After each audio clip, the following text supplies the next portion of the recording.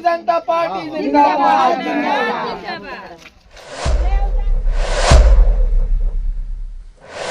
नमस्कार, मैं हूं शिवेंद्र और आप देख रहे हैं 10 सीजी खबर। जैसा कि आप जानते ही हैं कि चल रहे हैं चुनाव और ये अब बारी है त्रिस्तरीय पंचायत चुनाव की और जोर शोर से तैयारियां चल रही हैं। फिलहाल अभी हम पहुंचे हुए हैं पाटन क्षेत्र के एक गांव में, जहां पर क्षेत्र क्रमांक 9 की जिला पंचायत सदस्य की प्रत्याशी दिव्या कलिहारी जी मेहनत कर रही हैं ज़मीन पर।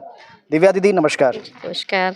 तो बहुत धूप है, बहुत मेहनत चल रही है। जी बिल्कुल, बहुत मेहनत, और सबसे ज़्यादा तो मेहनत मेरी बहनें कर रही हैं जो लगातार प्रचार पे लगी हुई हैं।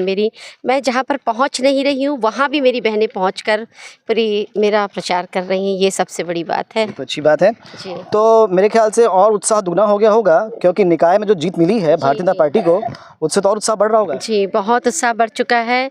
चारों तरफ भारतीय जनता पार्टी की जीत है और जीत का परचम इस कदर लहरा रहा है कि लोगों में बहुत उत्साह बढ़ता जा रहा है और सब ये सोच लिए हैं कि अब तो हमारी त्रिस्तरीय पंचायत भी सभी हमारी भारतीय जनता पार्टी के सारे प्रत्याशी निकालेंगे। मतलब ये अपन चलते चलते बात करते हैं, तो क्या पब्लिक के दिमाग में ये है, क्या मतदाताओं के दिमाग में, कि 3 इंजन वाली सरकार बनानी 6 से? जी जी बिल्कुल, ट्रिपल इंजन की सरकार बननी बिल्कुल तय है और सबने, और गांव की जो ग्रामीण जनता है वो भी ये बात समझ रही है, वो भी समझ रही हैं और उनका भी कहना है कि जब केंद्र में हमारी सरकार है, राज्य में हमारी सरकार है, तो ट्रिपल इंजन की सरकार वे स्वयं बनाएंगी जिससे हमारे गाँव का विकास हो सके। तो आपका जो क्षेत्र क्रमांक 9 है, लगभग मेरी जो जानकारी शायद 33 गाँव इसमें आते हैं, तो 37 गाँव, तो एक बड़ा क्षेत्र है।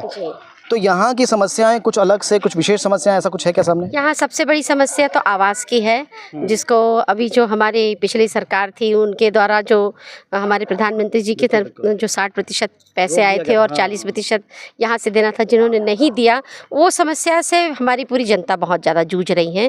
और अभी तो हमारे मोदी जी ने इस चीज़ का ऐलान भी कर दिया है, 14 लाख आवास की स्वीकृति भी मिल चुकी है।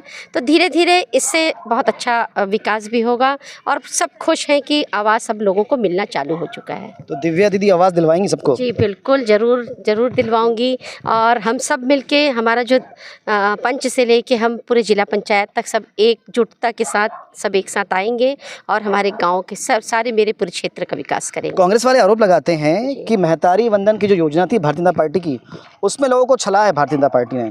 1000 रुपये तो दे रहे हैं, पर बिजली बिल और दूसरे माध्यमों से पैसा छीन ले रहे हैं। देखिए, जब महंगाई बढ़ने की बात है तो क्या उनके समय में नहीं था? ये आरोप बिल्कुल गलत है। और जब विकास होता है तो विकास के साथ थोड़ी महंगाई का तो असर पड़ेगा ही। और रही बात रोजगार भी तो बहुत लोगों को मिलता जा रहा है, उन्हें भी तो वेतन भी तो बढ़ गई है। तो कहीं मुझे नहीं लगता कि ये विषय सही है, ये बिना मतलब की बातें हैं, अफवाह है। अच्छा, अगर कहा जाए कि अगर दिव्या दीदी जीत कर आती हैं तो क्षेत्र में सबसे पहले विकास कार्य की प्राथमिकता क्या होगी? आवास जी, आवास सबसे बहुत अनिवार्य है, क्योंकि और कुछ बीच में नालियों का भी जो पानी का निकासी है वो बहुत बड़ी समस्या है हमारे कई गांव में। तो ये दोनों पे तो हम बहुत ज़्यादा ध्यान देंगे जी। अभी जहाँ पर हम लोग हैं, बाजू में एक गांव है पतोरा जी, यहाँ पे अवैध खनन बड़ा एक विषय है।